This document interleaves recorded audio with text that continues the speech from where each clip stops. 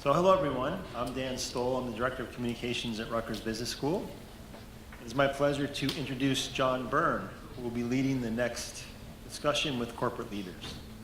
You may all know John as the founder and editor of Poets and Quants, or as the father of business school rankings. Happy birthday, business school rankings, 30 years today. You may not know that John is a Jersey boy, and he made it good. His dad was a factory worker in a textile mill who never owned a share of stock or had any real interest in business. However, when John was a teenager, his dad subscribed to Business Week magazine. He wanted to show that there was a much bigger world outside Paterson, New Jersey. John would venture out into that world and go on to become the executive editor of Business Week and write 58 cover stories for the magazine, yet to be matched. In 2010, John started Poets and Quants from scratch. Today, about 400,000 readers from around the world come to Poets and Quants website every month. It's one of 5 websites he runs as part of Sea Change Media, which has the largest team of journalists covering business schools anywhere. He is the chairman and editor-in-chief. I introduce John Byrne. Well, thank you. And so we come to this, the final panel. We've spent 2 days discussing the potential disruption posed by technology, the rise of experiential learning, how to leverage alumni networks, and even in the last session, maybe how to reinvent the business school on some level. I want to thank Dean Lay for running an incredibly successful conference and bringing to New Jersey some of the leading lights in the business school community. And I want to thank Sharon, more or less the behind-the-scenes person who probably had many restless nights dealing with the logistics and the invitations and all the stuff that goes with organizing an event like this. So congratulations to both of you and to Rutgers Business School.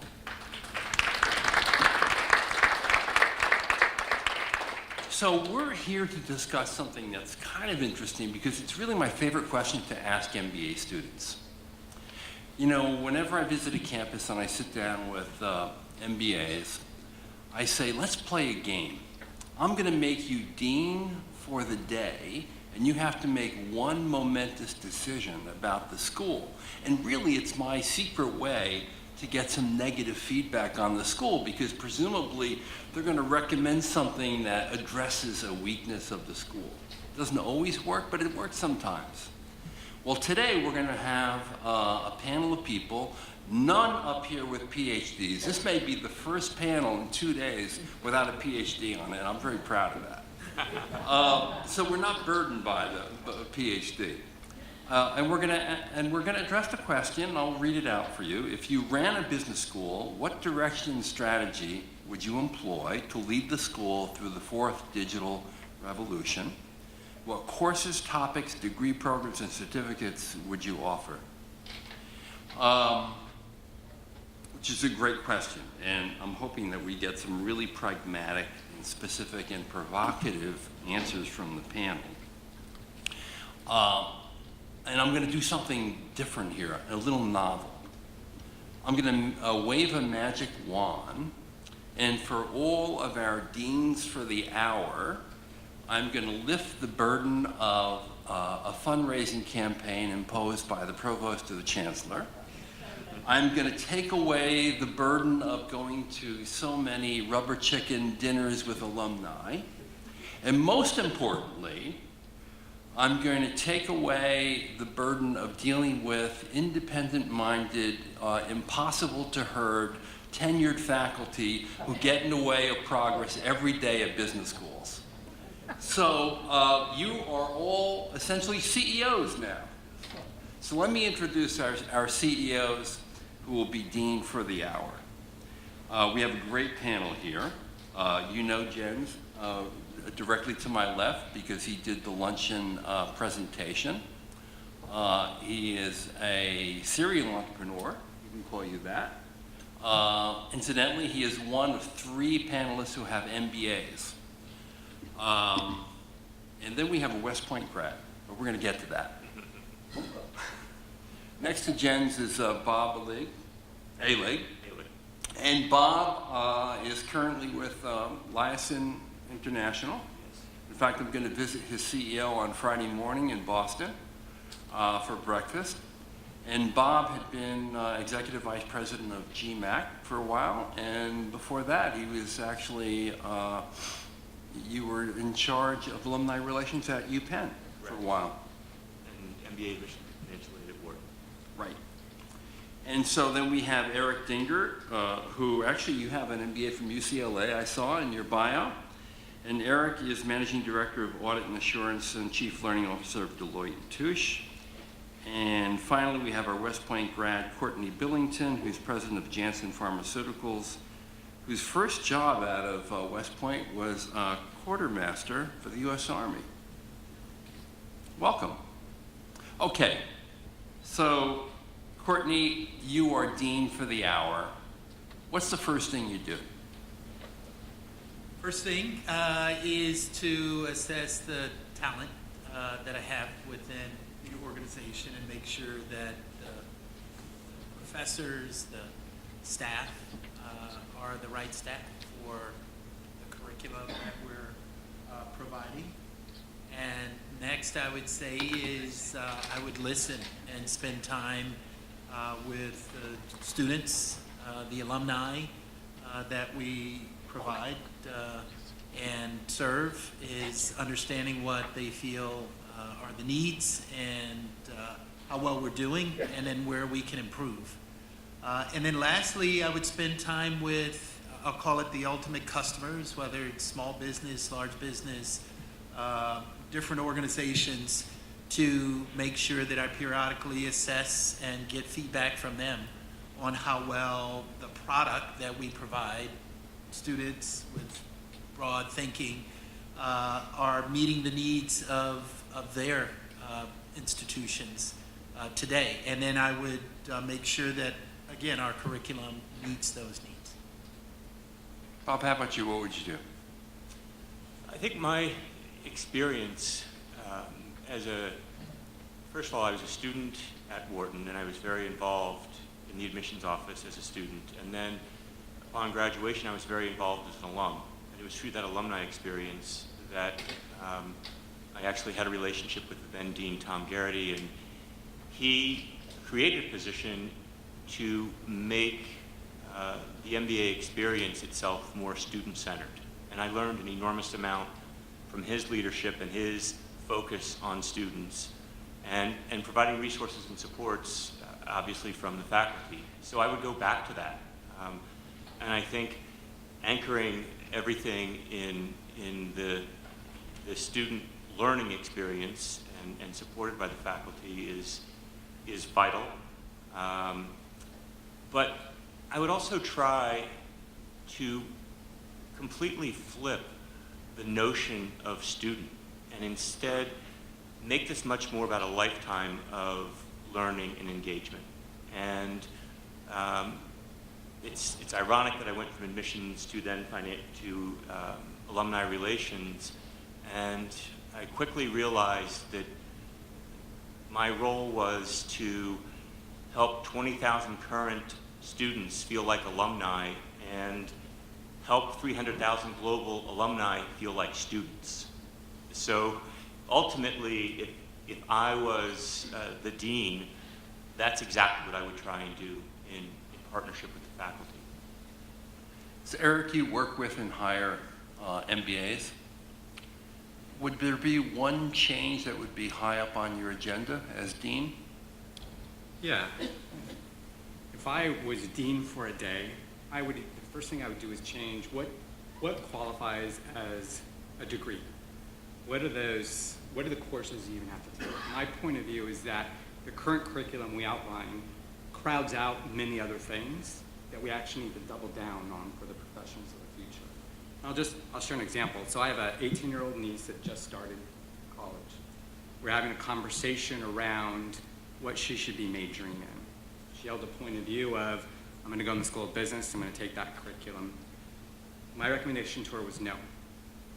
That actually, let's craft a degree where it's a combination of things like philosophy and analytics and technology. And maybe you take some general business courses, but that's it.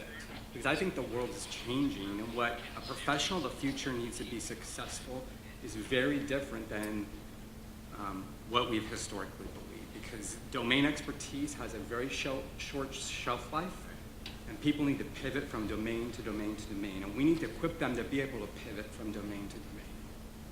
So that's, I would change, a business administration degree doesn't equal taking all these courses in marketing and production and operations and accounting and those types of things.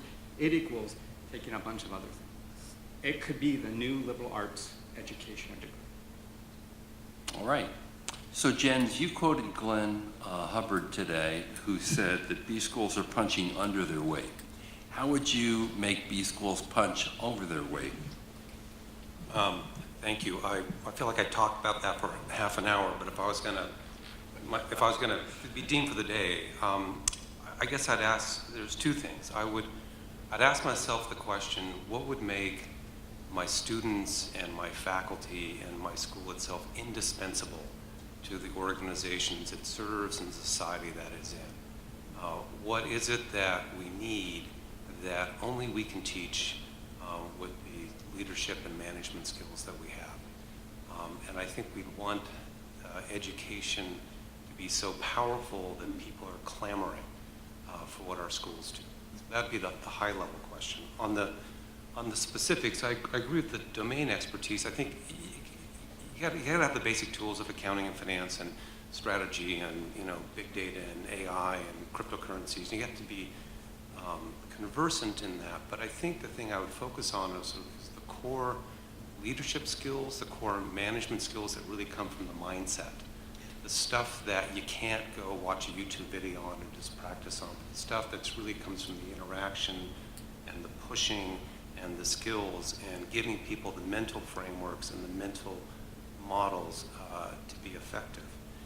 And I'll just say, I haven't been to business school myself in over 25 years, so maybe schools are doing this now, but I can tell you that I felt super well prepared to become an entrepreneur. I felt well prepared to lead myself, to lead a group, to be the CEO of an organization, to run a public company. I think I had really great MBA training to do that. But what I did not get from business school was this notion of how to lead when you're not in charge. And increasingly I see a world that we're all operating in where we need to be working together in whatever way you want to think about that. And you're not in charge, right? So how do you create these loose alliances or tight alliances and get people, this is what we're trying to do, harness self-interest. But the skills to do that as a leader or manager are different than what I was taught as an MBA. So as a dean, become indispensable, students, faculty in the school, and then think about these softer skills that are about leadership, either from ahead or from behind. But what does that look like? Great. So Courtney, what's the one big change you would make right away? Yeah, I would stick with the topic of leadership. I think I would make sure that there are significantly more opportunities for our students to have leadership experiences, experiences where they have to solve problems with teams and rotate roles, as Jens mentioned, maybe where they're not necessarily the leader, but they're participating with the team. We find that environment is something, especially as we get new employees in, that we're having to do more to build on that environment. So I would say if students could come in more prepared in that regard, it would be very helpful. Yeah, what's interesting about that is, the emphasis on soft skills. When I first started covering business schools in the late 1980s, yes, I'm that old, the biggest complaint from business was that MBA students were well-trained analytically, but lacked soft skills. And we know that over the last quarter of a century, schools have invested unusual resources in leadership development, professional development, teamwork, collaboration. It's been shoved down students' throats. And yet, when you ask business leaders for recommendations on what they would change, it's always more of an emphasis than even has been already placed on the soft skill development. I often find that what's really interesting is what you would, not only what you would change, but what you would eliminate. So Eric, what would you make sure that business schools don't do that they're currently doing? I wouldn't have that it's such a specific and prescriptive path in order to qualify for the degree, that there would be a much more choose your own path type of approach that allows students to play to their strengths, because we know what they're passionate about, they're going to put their heart and soul into to a much greater extent, and allow them to craft something that brings experience in as well, and that they get credit for that. So to me, it'd be much more personalization and choose your own adventure type of approach.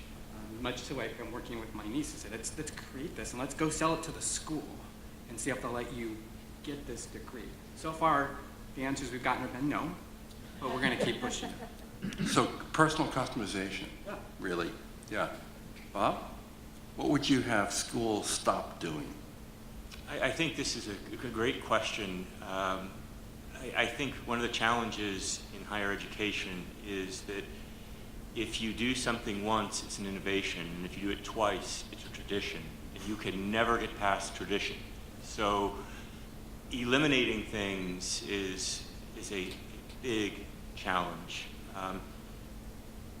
I would like to, building on Eric's comments, I'd like to eliminate some of the barriers that preclude the diversity of graduate management education, so that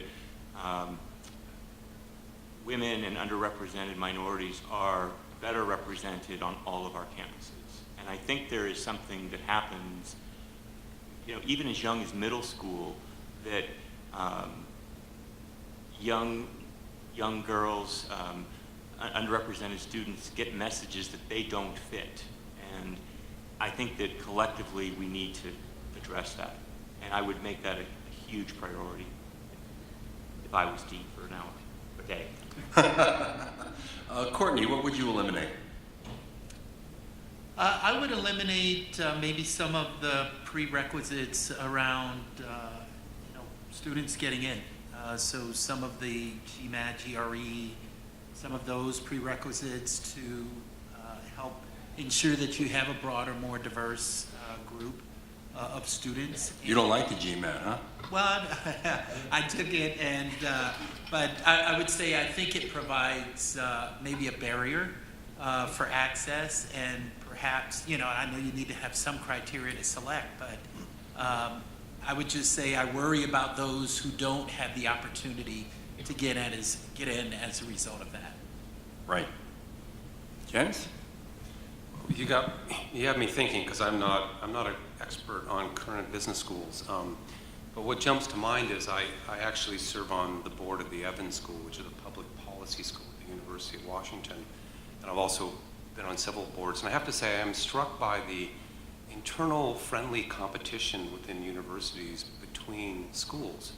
And I'm like, universities are amazing resources. Why are you guys like competing back and forth? And I don't understand the dynamics of university administration and faculty, but I'm like, we're all here to educate the students to get them ready to go out. But I am struck by, even today, the amount of silos and friendly rivalry within schools, and potentially within a single university, and potentially amongst all of you sitting here. I don't know how much you guys compete with each other for students and faculty and whatnot, and yet I think the role you play is so important. If there's some way to get you all on the same page, or get all of us on the same page, is that too general, or is that specific enough? Like, No, it's Like, like a true MBA. I mean, the discipline of the market. You're against it, though, right? no, I think Mark, wait, if you think I'm against the discipline of the market, then I misspoke. I am highly focused on the discipline of the market. Just to clarify, what is so interesting to me about these win-win models is when you can not only take the self-interest of the private sector, which is the market speaking, but align it with the self-interest in the social sector and the government. It's broadening the concept of the market force to go across all three sectors. So I'm a big market fan. Just there are market failures, you have to create mechanisms to correct them. Right. So I don't want confusion about that. So one of the things that we need to discuss is what kind of courses, topics, and degree programs would you offer? And I'm wondering if everyone on the panel could suggest the name of a course that they would create for their business school. Eric, how about you? Yeah. Many ideas, but one idea would be how to build a curious habit or mindset. So at Deloitte, we've said we believe there are 6 uniquely human skills that we need to double down on. One of those is the skill around curiosity. Some would argue, well, either you have it or don't. Our point of view is you can build a habit that enhances it. And that is something that we would think around that would be really important about building a mindset, a questioning, instead of a way in which you question, a way in which you search and try and connect the dots between seemingly unrelated things. But we believe curiosity in the future is one of those 6 uniquely human things that a machine will never be able to do that are critical to lifelong success.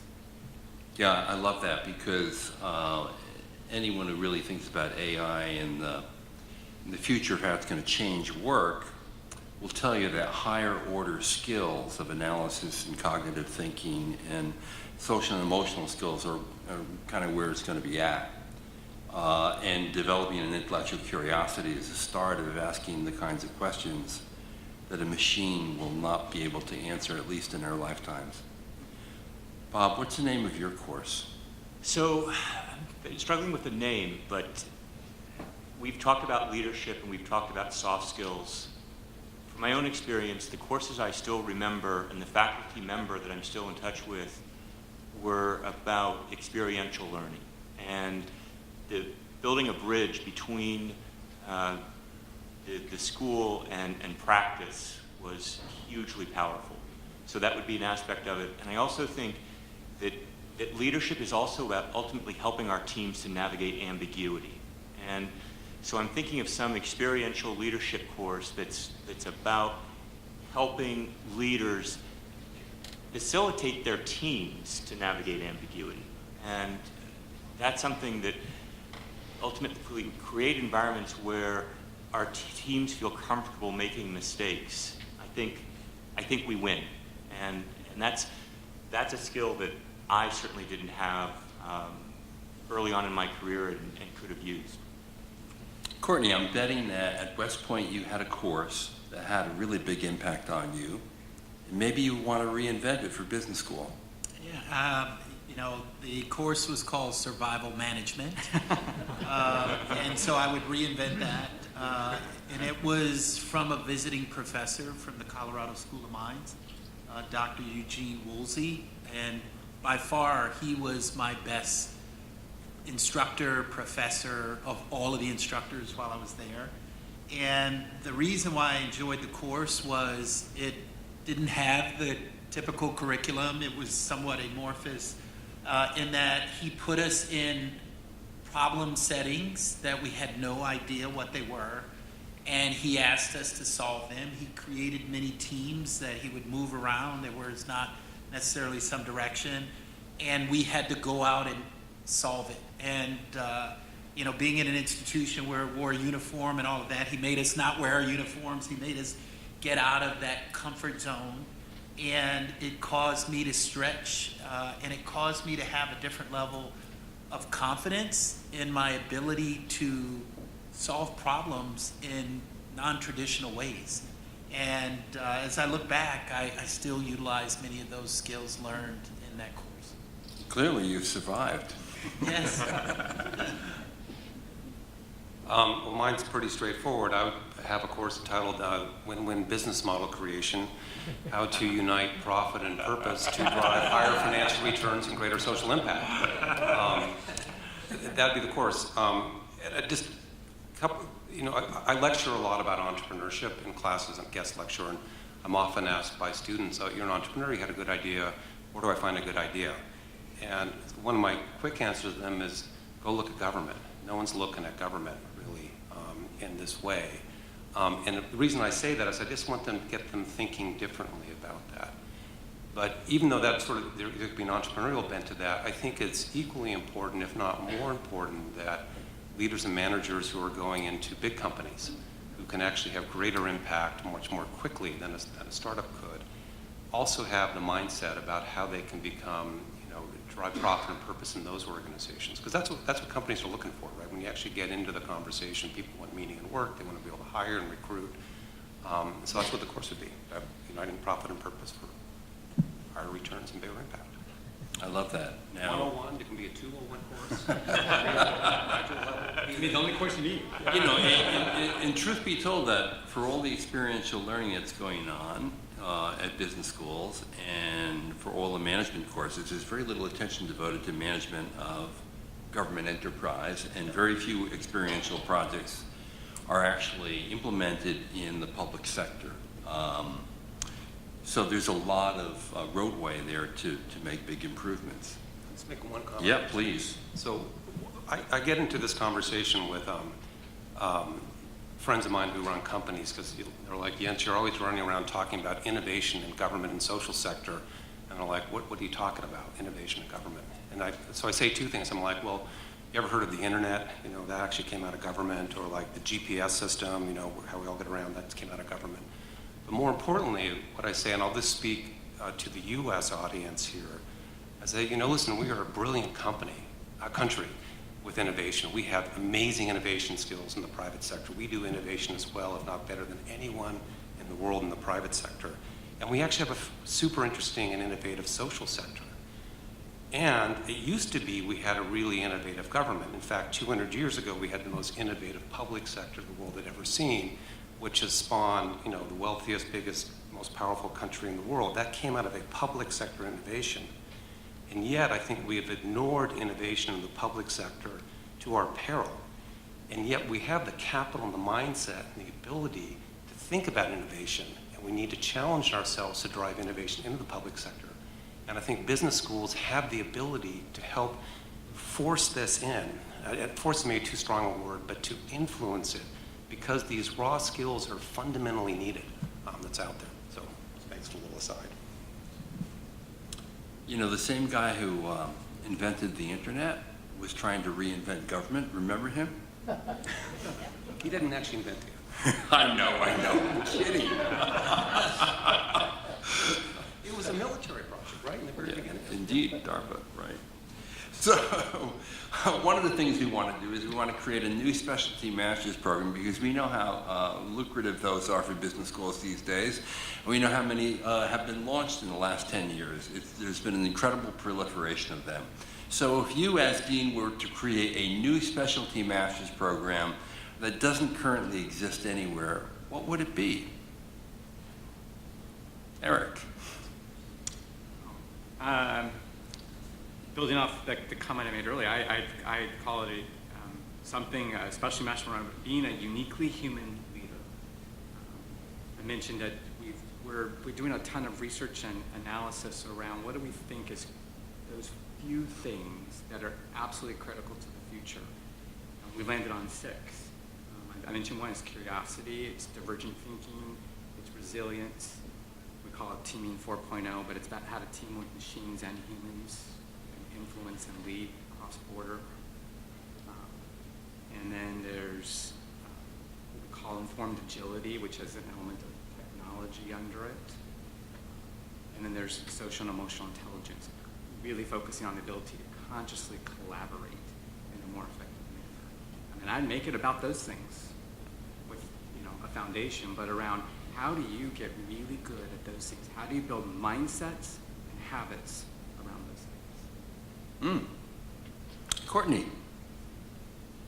I would actually I build on what Eric just said with adding, I would say, more focus on the leadership component and or either the influence component. If you're not in a leadership role, is how do you influence? And that's what I would just add to build on what he mentioned. Yeah. So maybe a master's in influence and leadership. Bob. Managing teams and machines. Building on something you said, Eric, and with an absolute emphasis on authentic leadership and helping teams to understand the power of the machines at our disposal. But that's second to the power of the humans and understanding that. So teamwork with robots. Okay. Jens?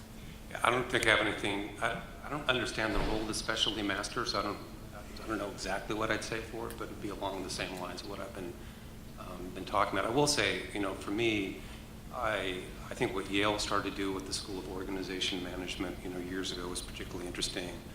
Stanford had the public management program a long time ago. So things that are where you have the ability to train leaders who can be multi-sectorial. I think we do need more what I'd call tri-sector athletes. And I expect people who could move into companies and also move to a nonprofit world, or potentially even a public service role as well, all being based upon the learnings I got in a School of Business and Management. Okay, there's been a lot of talk about interdisciplinary learning, and it's rare when I don't interview a dean I don't hear that spoken. And that's a big change because, as you know, business schools largely grew up as standalone institutions that were often on the periphery of campus because the rest of academia really didn't accept business schools. That's changed greatly. So I want to ask our deans for the hour how they would, in fact, better encourage and support interdisciplinary learning in the business school. Courtney. Better encouraging interdisciplinary, I would incentivize making, I would provide different incentives to drive that encouragement. I would also do a better job of perhaps bringing in thought leaders, different folks who could help people understand the benefit of that. And finally, I would create some criteria where it becomes a requirement, frankly, that then it becomes part of the requirements for graduation. Eric? I would link together some of the things I've already said, which would be a degree equals getting a different mix of things than you get today. I would eliminate some of the functional requirements that exist today, being traditional business, and I would be a little around choose your own path that gets it. And I would think about how to leverage as instructors more people from the business world. The pace of change in the business world is increasing exponentially.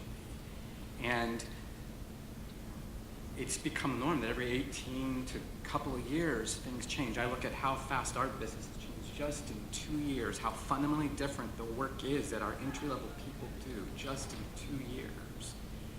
That the challenge is, how do you make sure that the people leading and instructing the courses know what it's really like out there? And when you're away from it from a period of time, it's actually hard to know. I think there needs to be more real-life instruction for people that are doing it right now, boots on the ground, that can be telling and talking to the students. Say, when you're in this situation, have you thought about this, and how do you link this, and how do you do these things?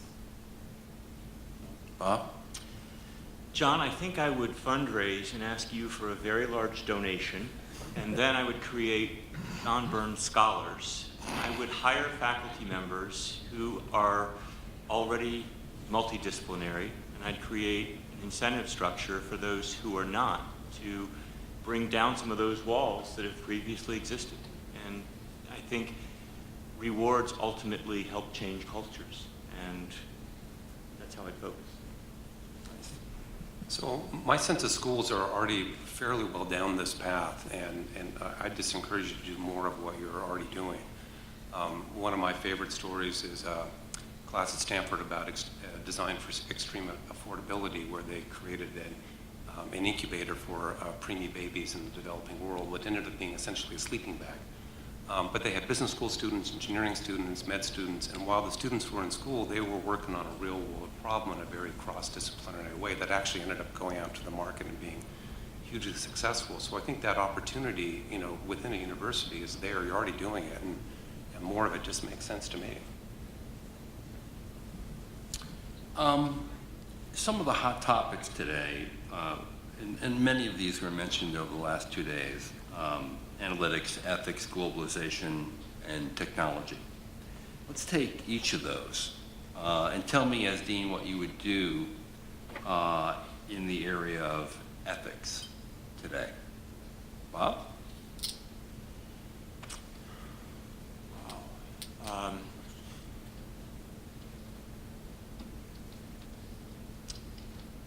I'd create more opportunities for students to understand the inequality that has become almost the norm, and for them to understand the implications of that inequality for our society over the next 20 or 30 years, and help open their eyes to what that might mean for their futures.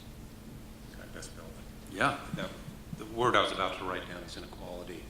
I can just say I'm 56, and I did not understand when I was 26 the inequality. And just grounding students in the realities of what's really happening. I saw this super interesting research map about the quality of public schools in the US, and I'd had some picture in my head. There was like a bell curve of something out there. And the reality couldn't be further from the truth. And geography drives access to education. I think had I been more exposed to inequality earlier on in terms of what it really means, it would have been helpful.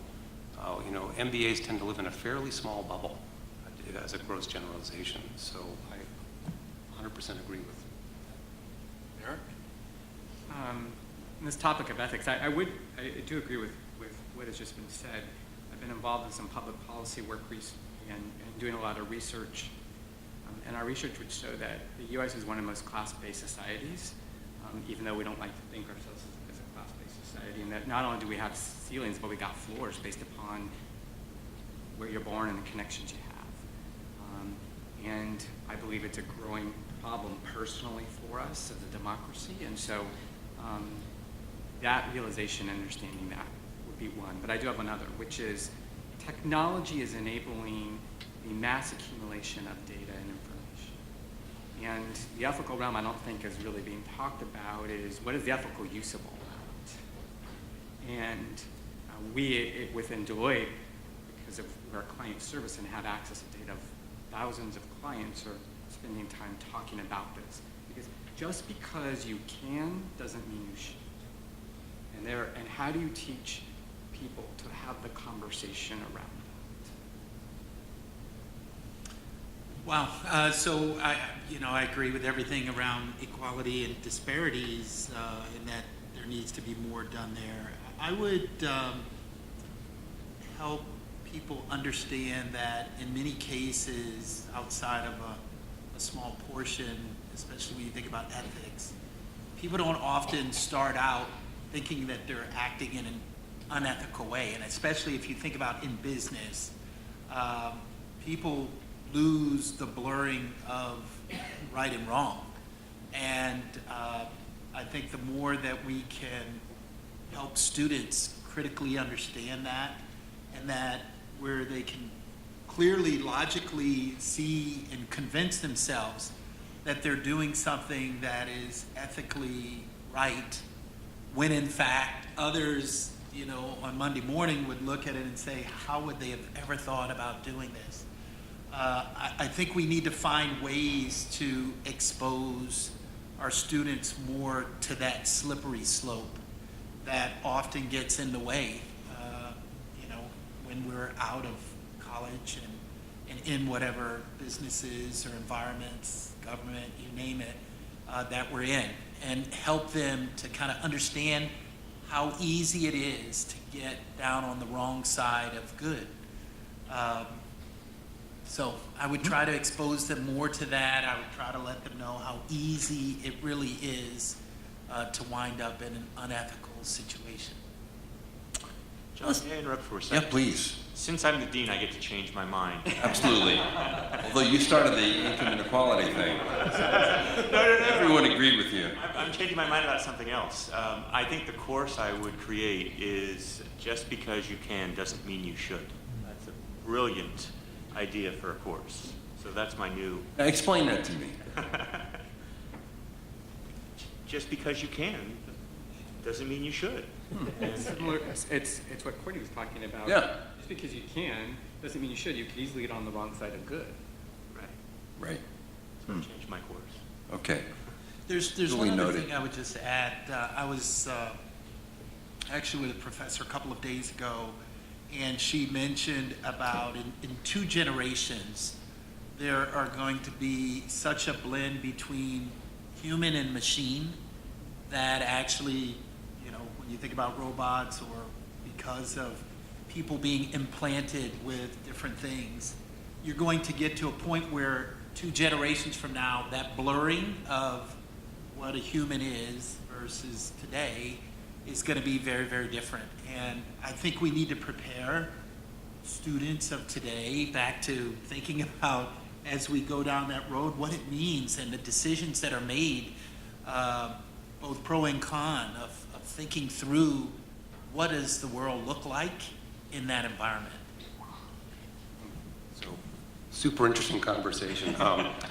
So just kind of linking some of these things between the ethics and the data, and one of the things that I think we've all learned the last 20 years is the enormous power of big data, and we can create 20 unicorn companies where all of us and our data are the product.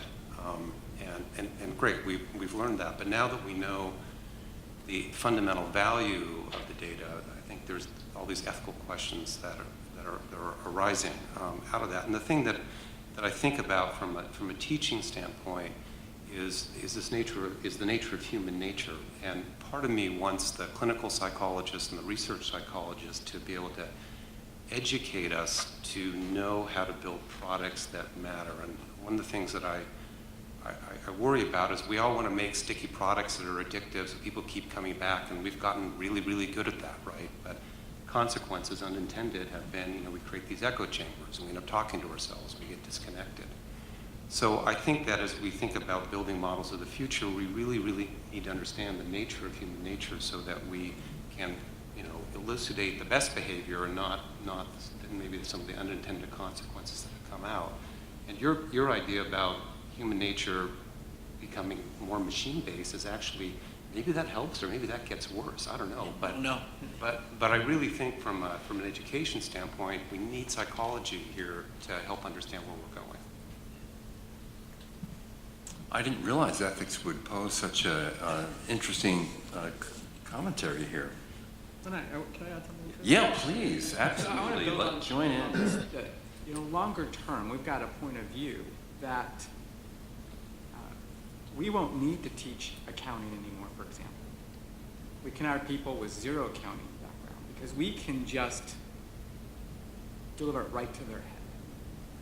And that might be 20 or 50 years away. But think about the implication of that. And that the current Western educational model we have, which is about teaching deep functional expertise, I think has a very short shelf life in and of itself. And so we all need to be challenging ourselves. What are the things we're already doing today to lay the groundwork so that 10 and 20 and 30 years from now, we are prepared to focus on what matters? Because I would argue many of the functional areas at some point in time no longer need to be taught. Eric is in favor of the 1 semester core. Okay, so let's talk about globalization. In recent years, U.S. business schools have largely tackled this by global immersion trips, increasing the number of case studies devoted to global issues, and increasing the number of internationals in the student population. What would you do that hasn't yet been done that's sort of a next generation idea on truly globalizing the business school experience? Eric?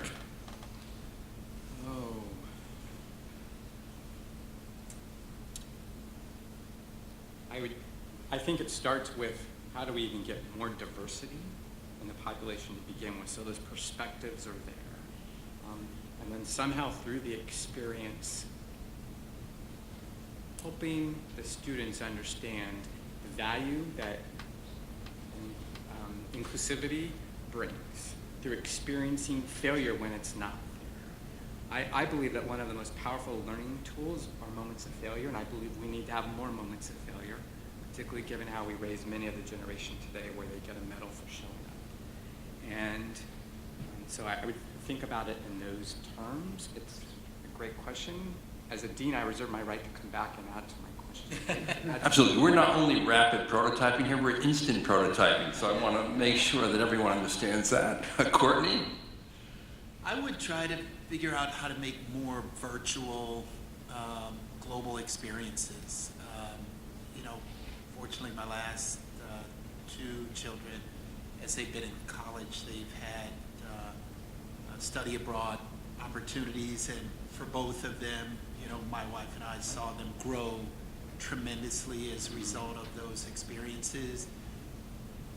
In addition to the curriculum, but also in addition to applying education and study in a different environment, different culture, which caused them to learn differently.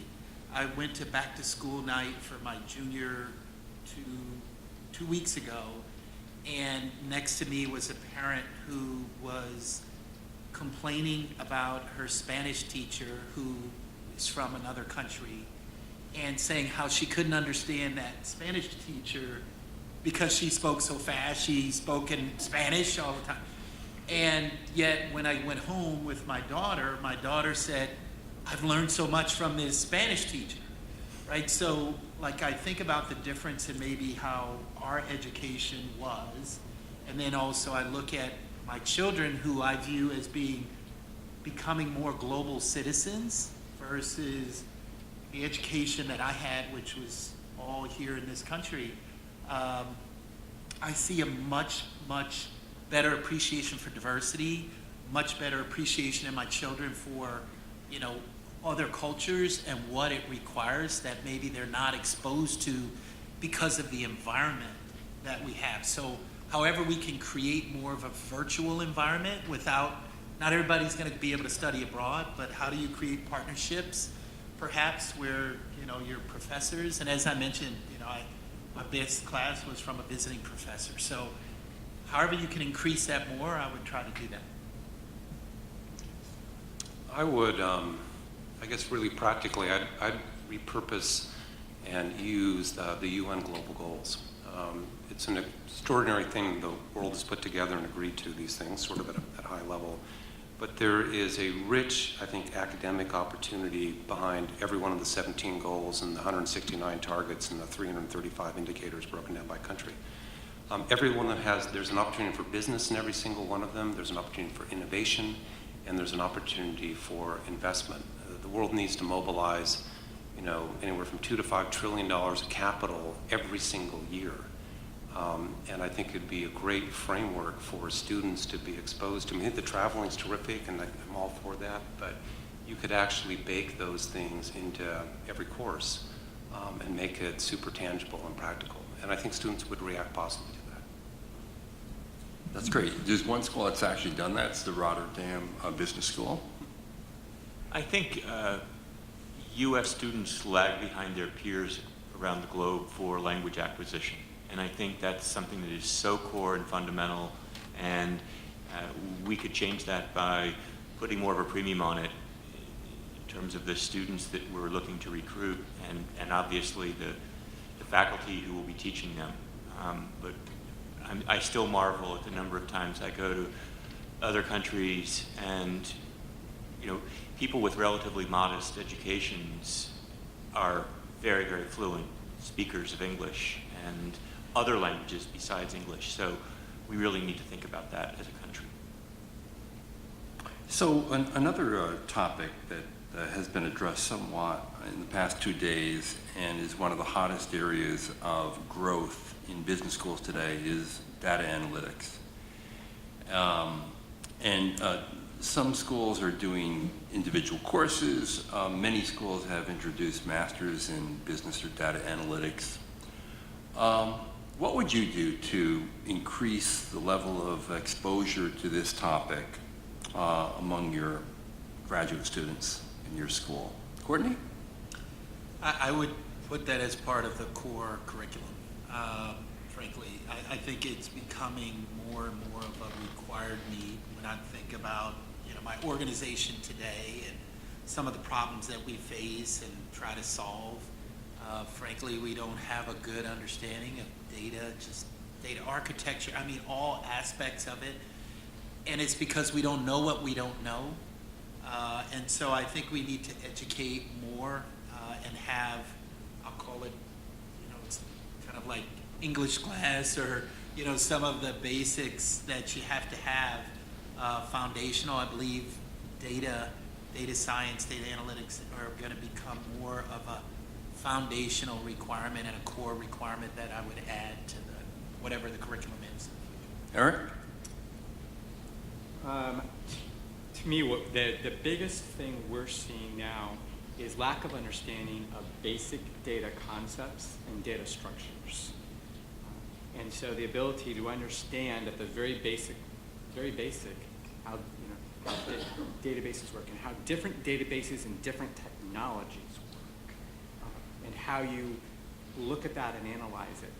We've found that people have taken to analytics really easily, and they know how to manipulate things and pop out using Power BI or Tableau or different types of technologies to do an analytic.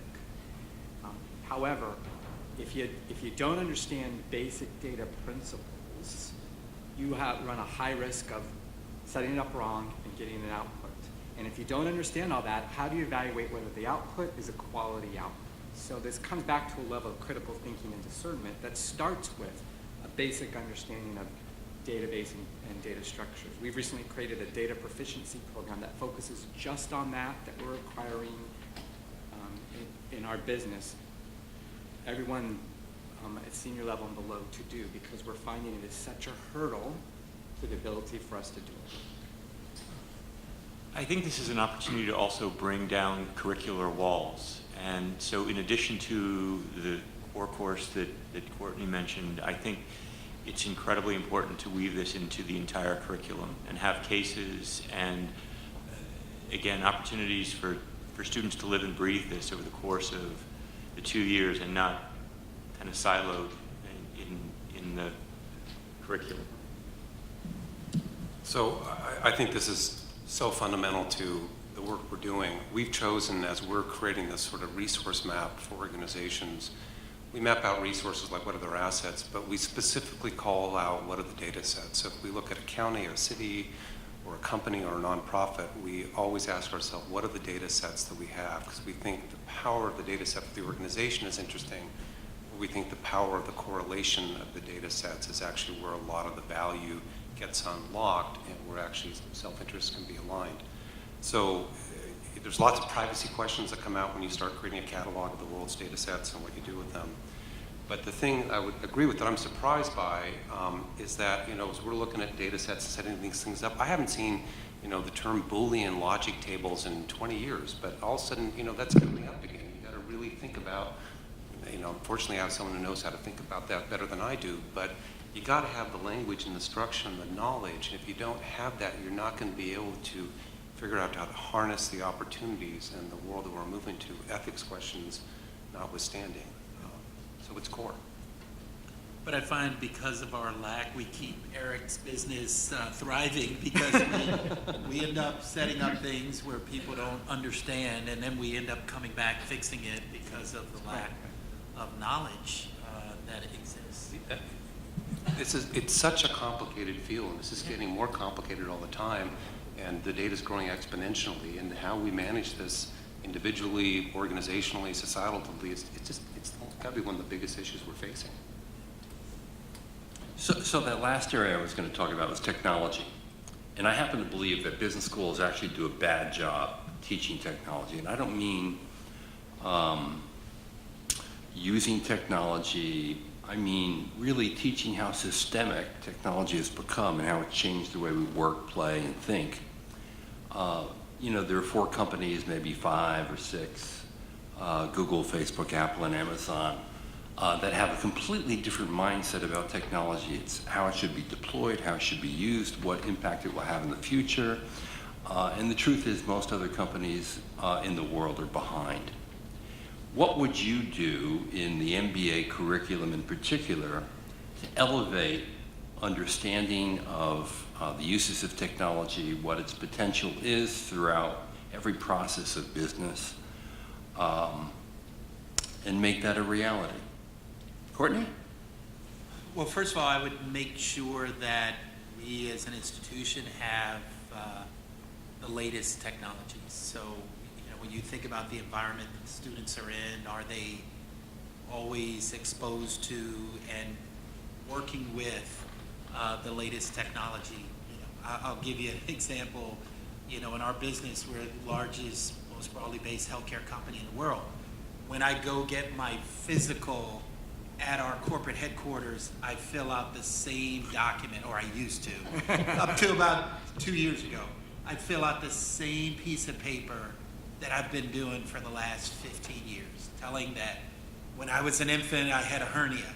And, you know, it wasn't automated, it wasn't this, and all of these beautiful technologies are out there that we're not doing ourselves, right? We're working with other companies, and we're talking about all of these great things when I go out in business and talk to my customers about the latest, yet we're not doing it ourselves. So I would say, at a minimum, I would want to make sure that when in our institution, we are leveraging and exposed to the latest technology, and that's going to require a significant investment as technology gets so dated.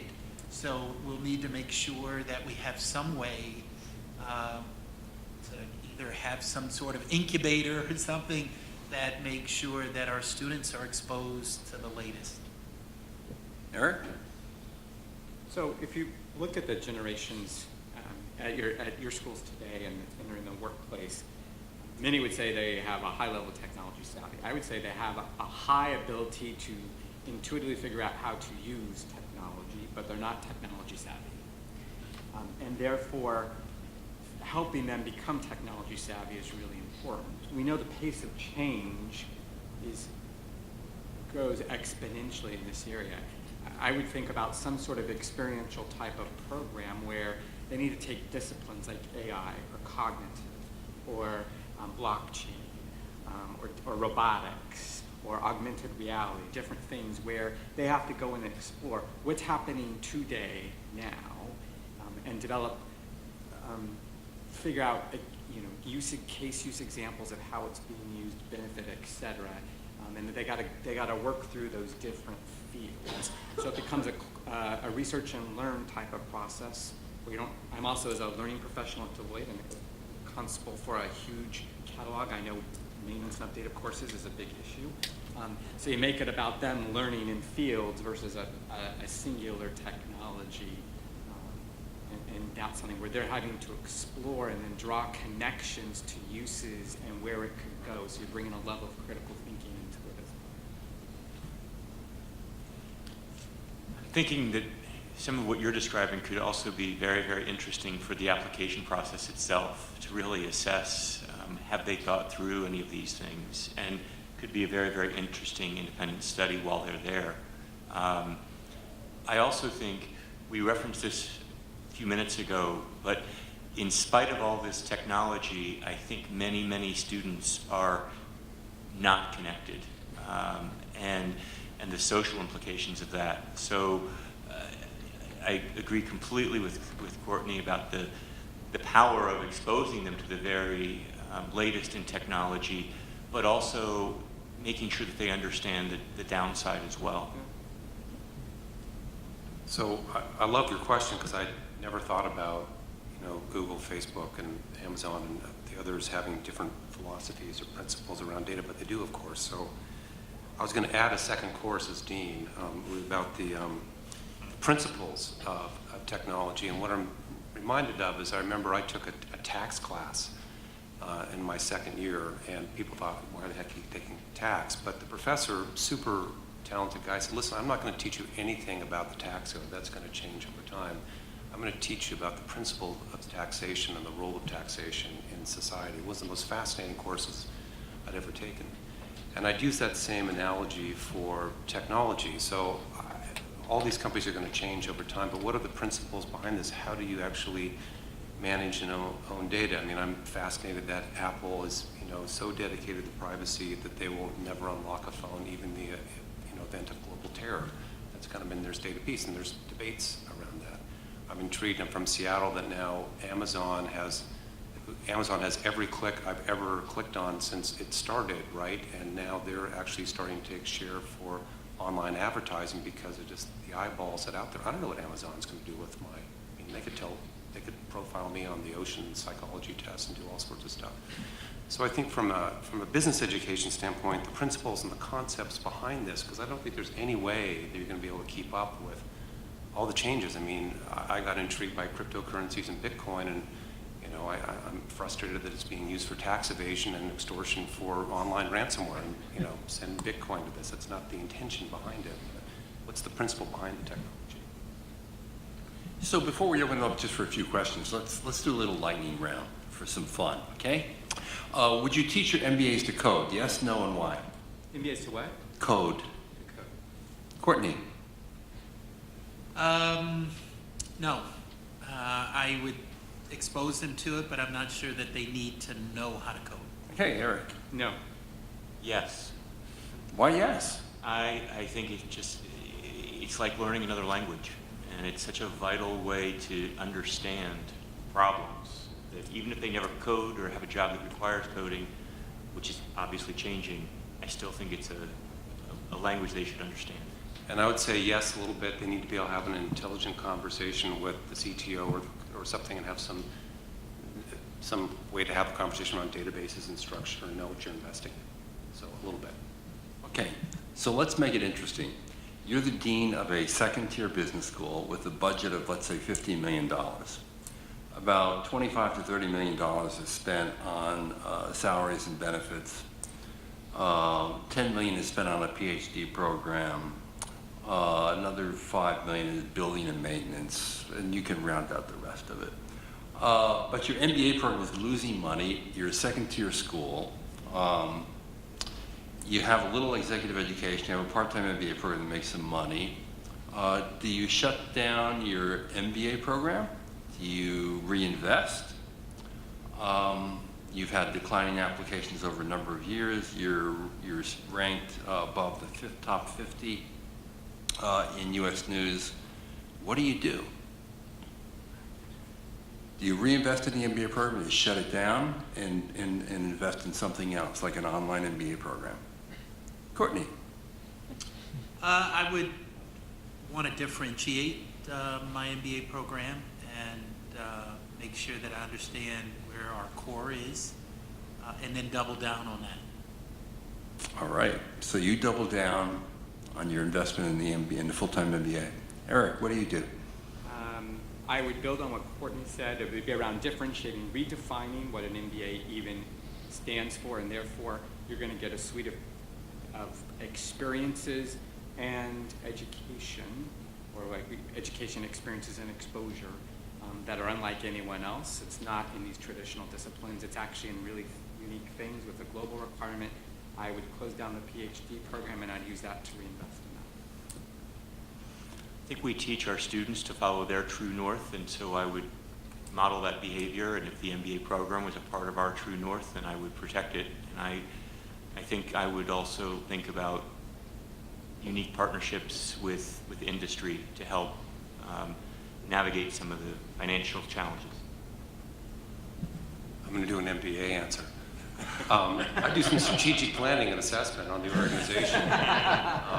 And if the organization was fixable and there was, then yeah, invest and grow and make it the right thing. If it was really operating well and the market was saying something's not working, I'd look at merging or consolidating. And if the demand was just going away, I hate to say it, but I probably, that would be, shutting it down would be an option, but only after I'd looked at the other options out there. Okay, so Jen, one solution to get the money to reinvest in the MBA program that Eric proposed was eliminating the PhD program. Would you do that? I don't know enough about PhD programs to give a thoughtful answer. I do believe in the value of research.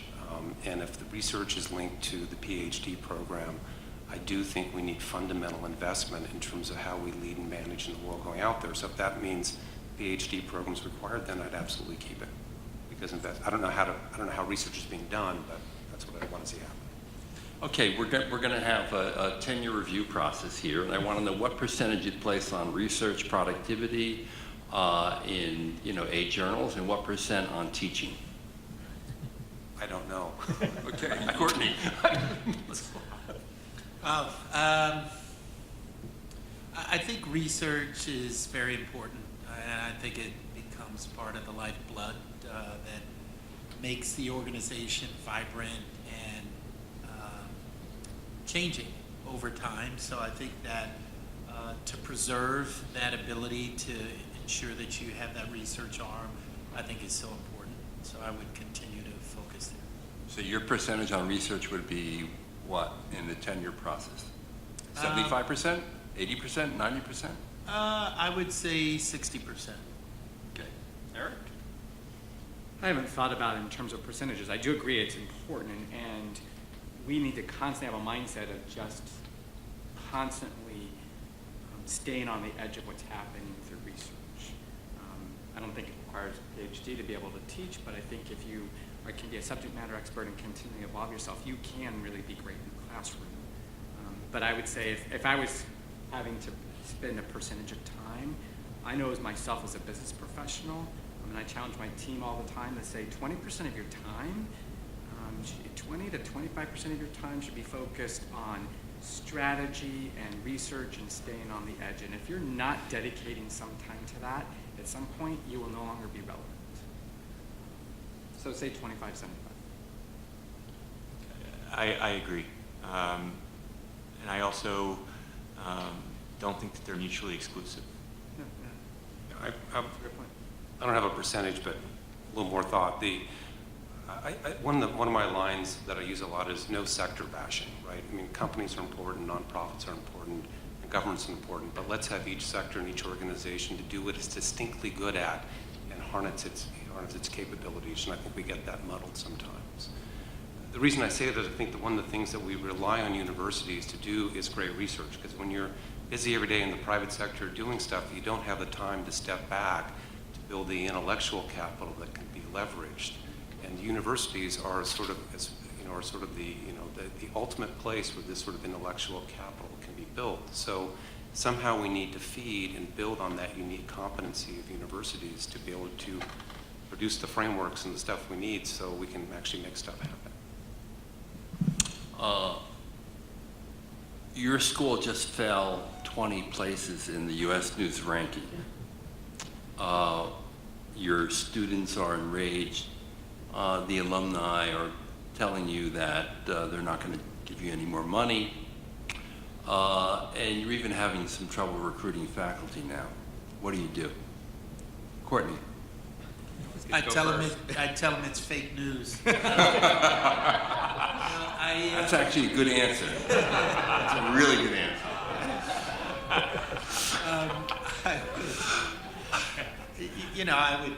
I would say get into understanding what drove the differences, and get the team together to figure out a solution of how we could address it. Eric, fake news? Yeah. Yeah. I think it started out at a good intention with ratings, but it's having extreme negative consequences today. And that it really needs to figure out how to build and create a brand that differentiates yourself and says, we make you a better professional, better able to achieve your lifelong dreams than anyone else. I agree with both of my peers. I would also add that peel back some layers and understand what might be behind some of this, but focus on what it's telling you as an institution, and not the movement within the rankings.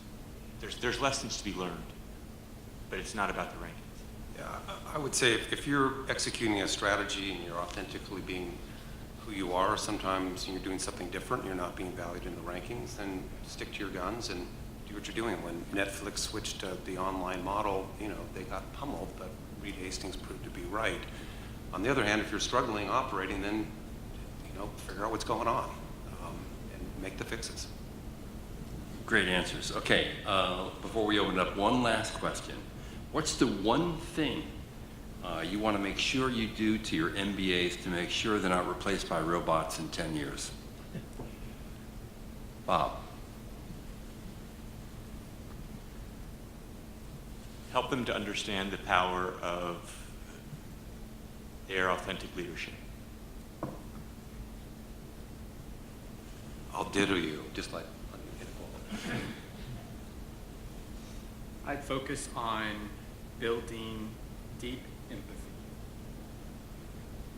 I would impress upon the importance of diversity and inclusion. Right, as a means to better decision-making. Correct. Yep. Great answers. Okay, so does anyone have a question for our deans of the hour? We only got a few minutes of deanhood left. All about to back here. Okay. Okay, your provost suggests that you eliminate tenure as a means to become more flexible. Is that a model you would want to adopt? Everyone heard that, right? That was on my mind. I'm glad you asked it. So your provost has suggested that you eliminate tenure to essentially control your costs and your budget. After all, we know that it's better to have variable cost as opposed to fixed cost. What do you do? It's not easy being dean.